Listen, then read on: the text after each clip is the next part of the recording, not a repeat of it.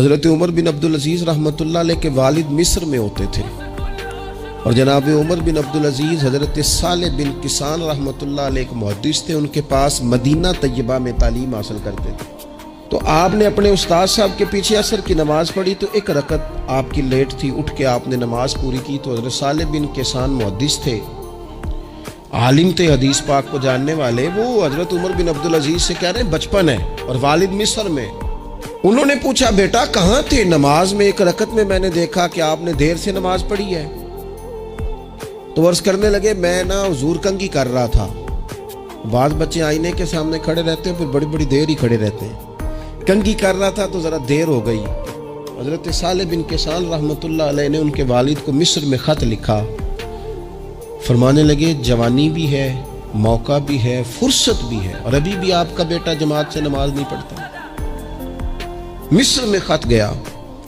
آج جب میں نے پوچھا ہے تو اس نے کہا میں کنگھی کر رہا تھا۔ اتنے معمولی سے کام کے لیے اس نے تکبیر اولیٰ چھوڑ دی۔ اب وہاں مصر میں بیٹھے والد نے یہ نہیں کہا کہ مولوی صاحب آہستہ آہستہ ٹھیک ہو جائے گا، آپ کو کیا ہو گیا ہے، کوئی بات ہے کرنے والی؟ انہوں نے وہاں سے گھوڑے پہ بندہ دوڑایا، بندہ مدینہ طیبہ آیا۔ اس نے کہا جاتے ہی عمر بن عبدالعزیز کو لے جانا حجام کے پاس اور اس کے سارے بال اتروا دینا، اور اسے کہنا پتر جن بالوں کی وجہ سے نماز رہ جائے ان بالوں کو سر پہ نہیں رہنا چاہیے۔ تیری جماعت کی رکعت رہ گئی پتر، اتنا بڑا کام، اللہ کے حضور حاضری کا موقع تھا۔ پھر اس کا ریزلٹ کیا نکلا؟ حضرت عمر بن عبدالعزیز بادشاہ بنے۔ 39 سال عمر میں انہوں نے پوری امت کو خیر سے بھر دیا۔ حشام بن عبد الملک کے بھی 11 بیٹے تھے، جناب عمر بن عبدالعزیز کے بھی 11 بیٹے تھے۔ حشام جب دنیا سے گیا تو ہر بیٹے کو 10 لاکھ دینار آئے، اور جناب عمر بن عبدالعزیز جب دنیا سے گئے تو 11 بیٹے تھے اور 6 دینار تھے۔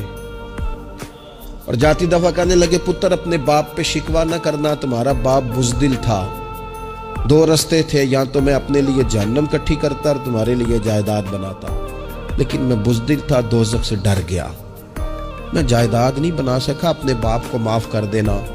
تو بچے کہنے لگے ابا جی ہم جس گلی سے گزرتے ہیں لوگ اٹھ کے کھڑے ہو جاتے ہیں کہ نیک باپ کی اولاد جا رہی ہے، اچھے باپ کے بچے جا رہے ہیں، ہمیں کوئی ضرورت نہیں جائیدادوں کی۔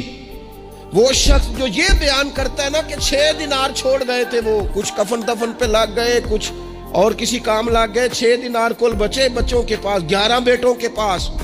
لیکن وہ شخص کہتا ہے وہ جو 10 لاکھ دینار حشام بن عبد الملک کے بچوں کو آئے تھے، وہ مسجدوں کے سامنے بھیک مانگا کرتے تھے، کیونکہ جب بچوں کو بنا اس طرح کا دیا گیا کہ کھانے میں پینے میں موج میں اڑا دیا مال، اور یہ جو 6 دینار 11 بیٹوں کو دے کے گیا، رب نے اتنی برکت دی کہ ایک ایک بیٹا ایک وقت میں 100 گھوڑے مال کے بھرے ہوئے رب کے رستے میں خیرات فرمایا کرتے۔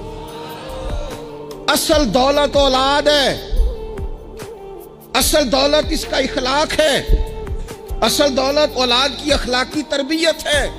ایسا نہ ہو کہ مال کمانے کے چکر میں اصل دولت سے ہاتھ دھو بیٹھے، ایسا نہ ہو کہ بینک پیسوں سے بھر جائے اور ہماری اولاد ہاتھوں سے نکل جائے، ایسا نہ ہو کہ ہم نے یاروں کو ٹائم دے دے کے تو بڑی دور نکل گئے ہم، لیکن ہمارے بچے کے ذہن میں چند سوالات تھے، ہم انہیں مطمئن نہیں کر سکے، ہم نے نوکروں کے ذمہ ڈال دیا، فلانے کے ذمہ ڈال دیا، چچا کے ذمہ ڈال دیا، وقت نہیں دیا، ٹائم نہیں دیا۔